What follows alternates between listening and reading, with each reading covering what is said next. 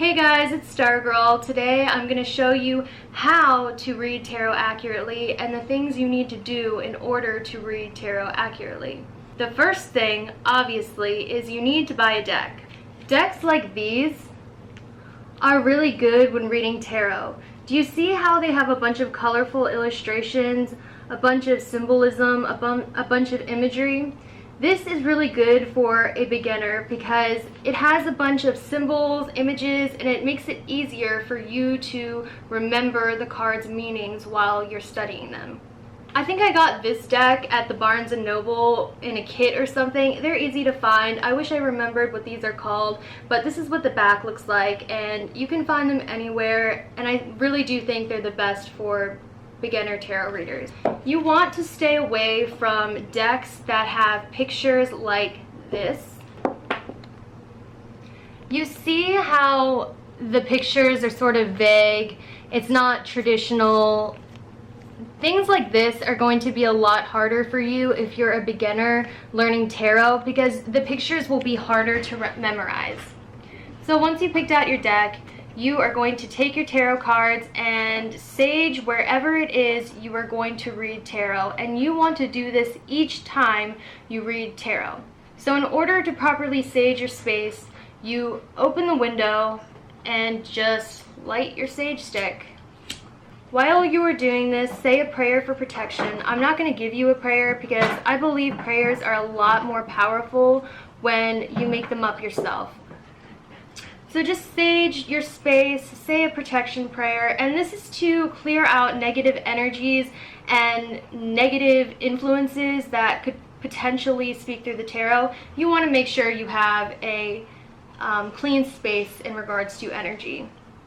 I know a lot of you are going to ask me, is there any other way I can cleanse my space? There probably is, but this is the way I do it, and this is what I found to be most effective. Sage isn't that expensive. You can find it everywhere. I'm pretty sure you can find it at the Walmart nowadays. And you don't need a fancy smudge bowl. It's specifically for aesthetic or whatever. The next thing you're going to do is pray to the higher beings, to the spirit guides. In your prayer, you are going to ask them to speak through you and the cards to give an accurate message. The reason why you do this is because I believe that psychics are not the ones with the ability of foresight. I believe psychics are just messengers for the higher beings to use. You have to realize you are not the one with the foresight and the wisdom. The spirit guides are, and you are merely a messenger, a tool they use to get the message out there and to help somebody else.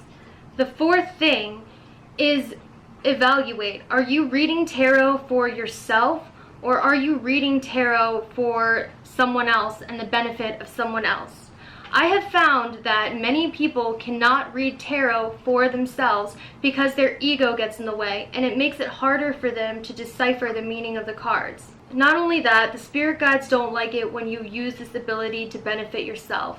They are more likely to give you an accurate and clear answer if you are doing it for the benefit of someone else and you are doing it to help someone else. So if you're in this for selfish reasons, it's probably best if you don't do it because you will not get clear readings. And I know many psychics have said this. A great way to bypass this so you can have free readings is try to get into tarot with a friend, a close friend. That way, when both of you learn tarot, both of you can do readings for each other. After we've done the first 4 steps, the 5th step is actually reading tarot. While you're shuffling the cards, think about the other person's question and what they want to know. Let's say they want to know, will they be happy next month? Just think about them as a person. Really just focus on them and the question they asked while you shuffle. You don't want to be thinking about what you're having for dinner or what your dog is doing. You need to silence your mind and just focus on the person and the person's question. How do you know when you're done shuffling? That's a frequent question that I have once had and I heard a lot. What you want to do is ask the person, what number have you been seeing a lot? The reason why you want to do this is because angels like to communicate through numbers.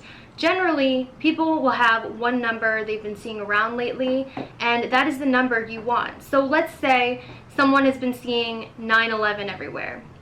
You are going to take 9 plus 1 plus 1 and add it together, which is 11. Then you're going to add the 11, 1, 1. 1 plus 1 equals 2.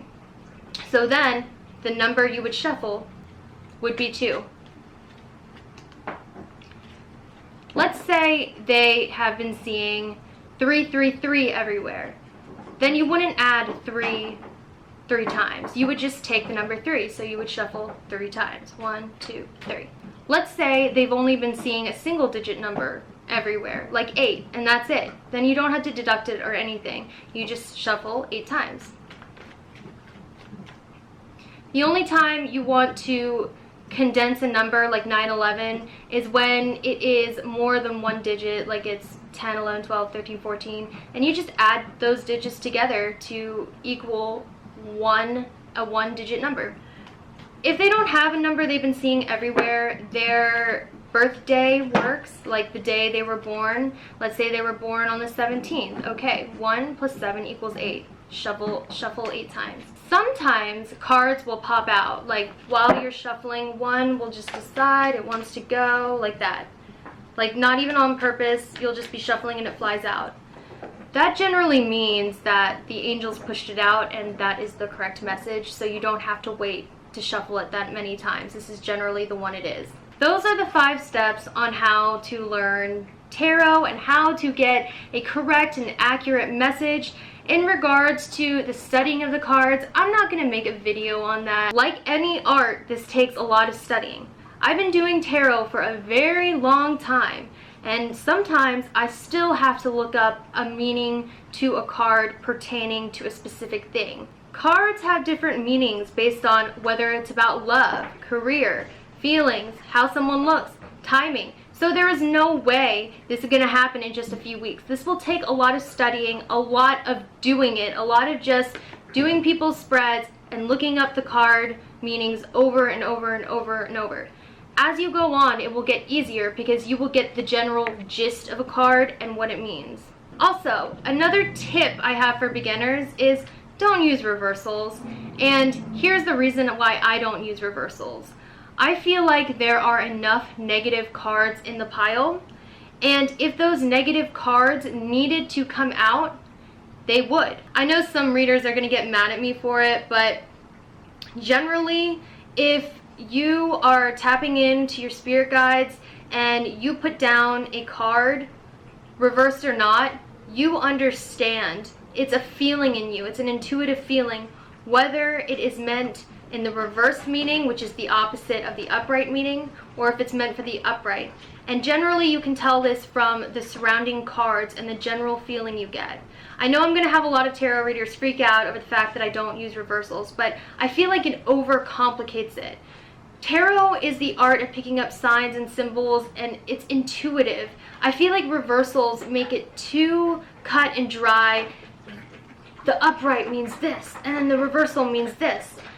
I just feel like the card universally means both the upright and the reverse.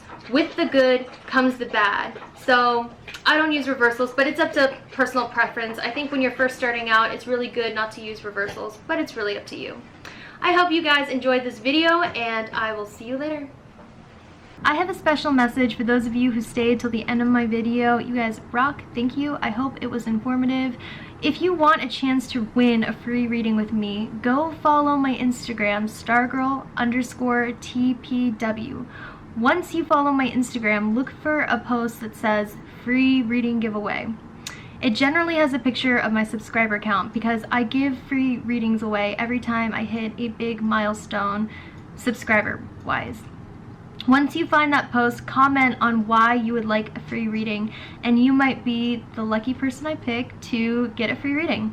Normally I like to announce the winners on my Instagram But if you want to remain anonymous, just let me know, and that's fine as well. Another way you can win free readings with me is by following my Instagram, and every time I go into a live chat on my Instagram, join the chat room and type in your question in the chat, and I will answer it for free. I do get a large volume of people, so if I don't get to it right away, don't be discouraged. If you just keep copying and pasting it, I will eventually see it and I will eventually get to it. I do that about once a week. So yeah, you should definitely follow my Instagram for a chance to win free readings, and I'll see you later.